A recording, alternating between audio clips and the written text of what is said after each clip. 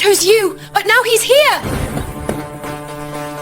Trust can vanish in an instant, leaving a wound that never truly heals. Have you ever given your heart to someone only to discover they were living two separate lives, keeping secrets that would shatter your world when revealed? The pain of such betrayal cuts deeper than any blade, leaving scars that remain long after the tears have dried. This story of deception takes us back to Virginia in 1851, where the rigid social hierarchy of the antebellum South created impossible choices and devastating consequences for those who dared to challenge the established order. The morning air hung heavy with humidity as Eleanor Whitfield stood on the veranda of her husband's sprawling plantation estate just outside Richmond. At 30 years of age, Eleanor possessed a delicate beauty that had only matured with time, her golden hair neatly arranged beneath a lace cap, her blue eyes scanning the fields where dozens of enslaved people toiled under the unforgiving summer sun. The Whitfield plantation was among the most prosperous in the county, boasting over 50 enslaved workers and hundreds of acres of tobacco fields that had made Eleanor's husband, Thomas Whitfield, one of the wealthiest men in Virginia society.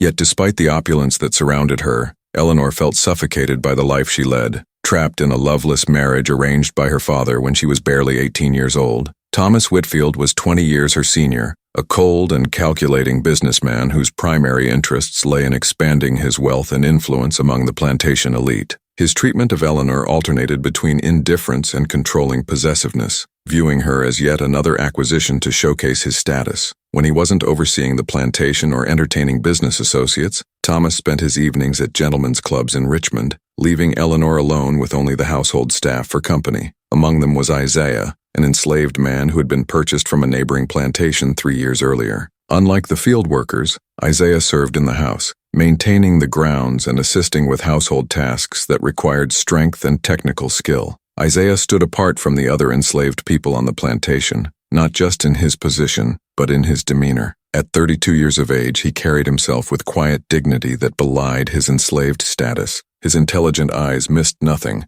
and his hands, though calloused from labor, moved with surprising gentleness when tending to the gardens Eleanor had cultivated as her only source of joy in her isolated existence. He had been educated in secret by his previous enslaver's wife, a Quaker woman with abolitionist sympathies, and could read and write far better than most free men in the county, a fact he carefully concealed from Thomas Whitfield, who punished severely any signs of education among those he enslaved. The first meaningful interaction between Eleanor and Isaiah occurred on a spring afternoon, when she had retreated to her garden after another argument with Thomas. Her hands trembled as she aggressively pruned the roses, tears streaming down her face. She had not heard Isaiah approach until he spoke softly, offering her a handkerchief he had crafted himself. The unexpected kindness broke through the careful walls she had built around her emotions, and before she realized what was happening, she found herself confiding in him about her unhappiness. Instead of the awkward deference she expected, Isaiah listened with genuine understanding, occasionally offering insights that revealed a depth of thought and compassion that stunned her. That afternoon marked the beginning of a forbidden friendship that would evolve into something neither of them had anticipated. Over the following months, Eleanor found herself creating reasons to spend time in the gardens when Isaiah worked there. Their conversations, initially cautious and brief,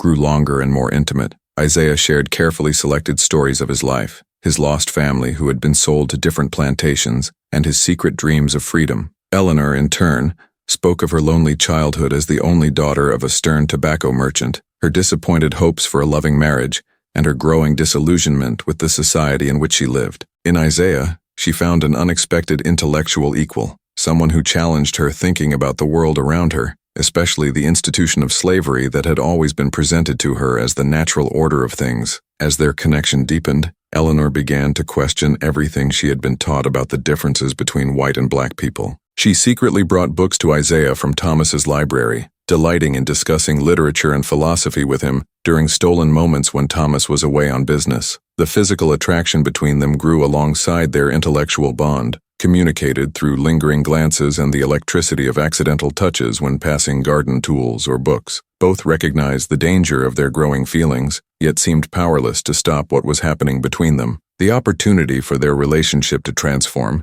came when Thomas announced a 3-month business trip to Europe to secure new trade partnerships. With the plantation overseer focused primarily on the field workers and production quotas, Eleanor and Isaiah found themselves with unprecedented freedom to spend time together. In the privacy of the garden shed that Isaiah had converted into a small sanctuary, They confessed their feelings for one another. Their first kiss, tentative and frightened, quickly ignited into a passion that neither had experienced before. Night after night, Eleanor would slip away from the main house to meet Isaiah, each encounter deepening their emotional and physical connection until neither could imagine life without the other. As Thomas's return approached, Eleanor made a decision that would forever alter the course of multiple lives. She proposed that she and Isaiah flee north to Massachusetts, where they might build a life together, away from the oppressive laws of Virginia. Using money she had secretly set aside from her personal allowance, she purchased false papers identifying Isaiah as a free man and arranged passage on a series of carriages that would take them north along routes established by abolitionists, helping escaped enslaved people. The night before Thomas was due to return,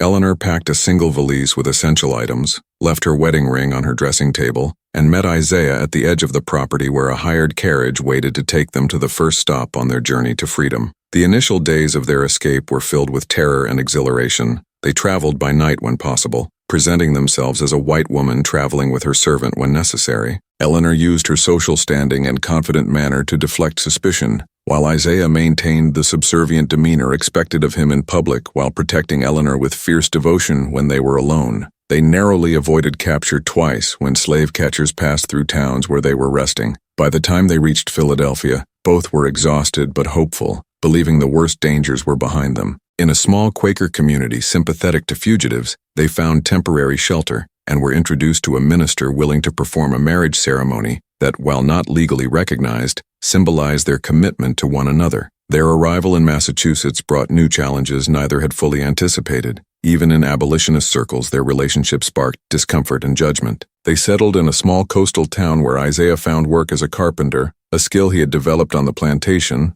and Eleanor gave music lessons to the children of local merchants. They lived modestly but contentedly in a small cottage on the outskirts of town, gradually building relationships with the more progressive members of the community.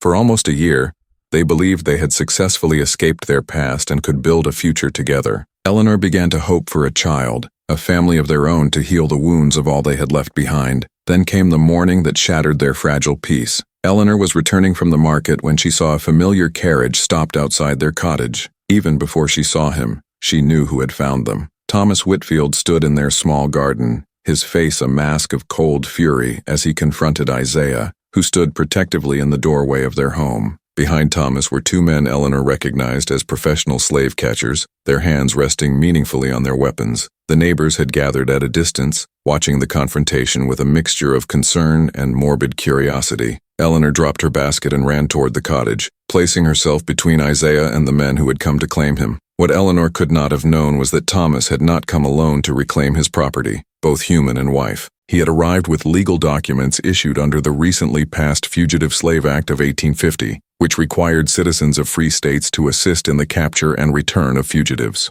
A local constable stood uncomfortably to the side, holding papers that authorized Isaiah's arrest and return to Virginia. Thomas had also brought divorce papers citing abandonment and moral depravity, which would leave Eleanor with no legal rights to property or support. The calculated cruelty of his approach revealed how deeply her betrayal had wounded his pride, if not his heart. The confrontation that followed revealed Thomas for who he truly was. He calmly informed the gathered crowd that his wife had suffered a mental break following a fever, explaining her shocking behavior as the result of illness rather than choice. He portrayed himself as the concerned husband who had searched tirelessly for his troubled wife, while simultaneously presenting the legal papers that would send Isaiah back to slavery and certain death for the crime of stealing his property and defiling his wife. The performance was masterful, designed to win the sympathy of the northern community while achieving his revenge. Eleanor, seeing through his strategy, made a desperate attempt to appeal to the onlookers, revealing the truth of her unhappy marriage and the genuine love she had found with Isaiah. She pleaded for understanding, for someone to intervene, but met mostly averted gazes and uncomfortable silence.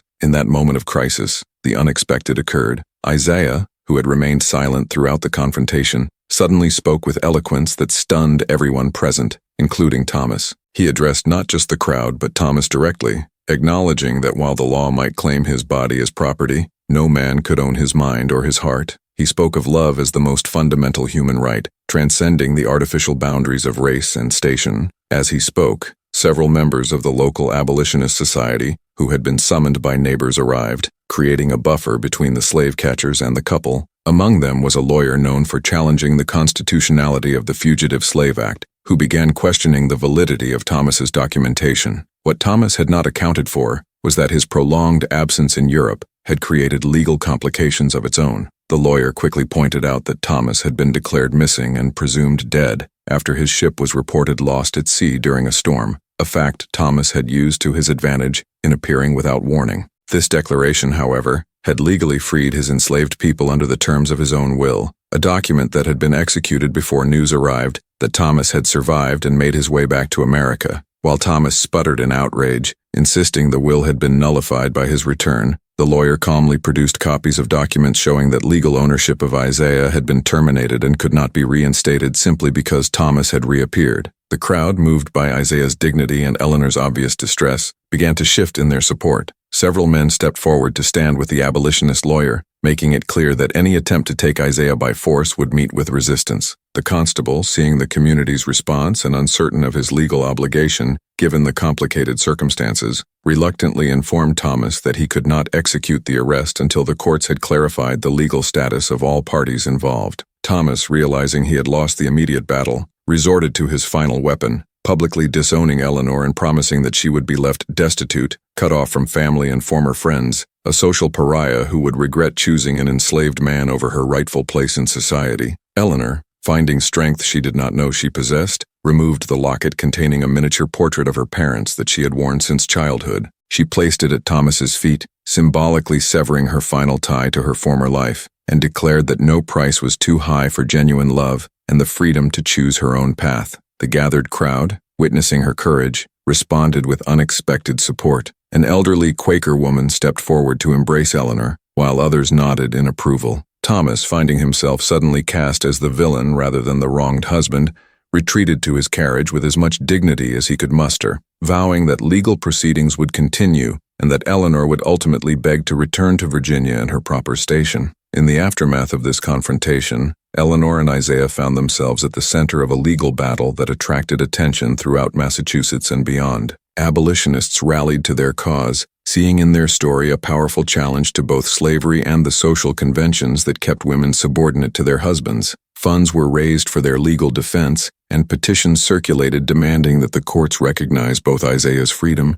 and Eleanor's right to choose her own husband regardless of race. Their case became a symbol of resistance against the Fugitive Slave Act, with supporters arguing that laws violating natural human rights could not be morally binding. The legal proceedings dragged on for months, during which Eleanor discovered she was with child, news that brought both joy and fear given their uncertain future. The pregnancy galvanized their supporters, who saw in the unborn child a living challenge to the racial categorizations that underpinned slavery. Thomas, learning of the pregnancy through his lawyers, escalated his efforts to have the marriage declared invalid and the child illegitimate, which would give him legal claims as Eleanor's husband under common law. The court case attracted national attention, with newspapers in both North and South reporting on the scandalous situation with vastly different perspectives based on their regional biases. The final court ruling came just weeks before Eleanor was due to give birth. In a decision that reflected the growing tensions between state and federal authority in the years leading up to the Civil War,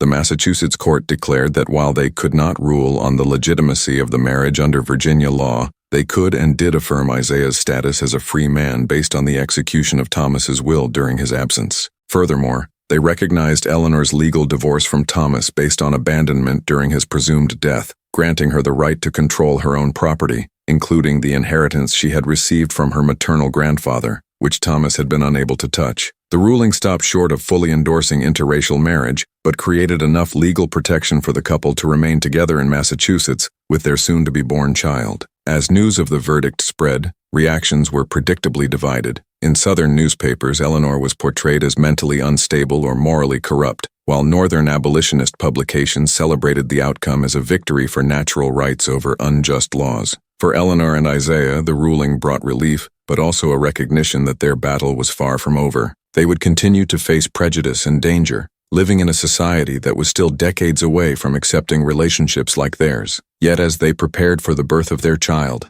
They found strength in knowing they had chosen love over convention, freedom over security, and created their own definition of family in defiance of a world determined to keep them apart. The story of Eleanor and Isaiah Whitfield, as they came to be known in their Massachusetts community, reminds us that the path of true love has never run smoothly, particularly when it challenges the deepest prejudices of society.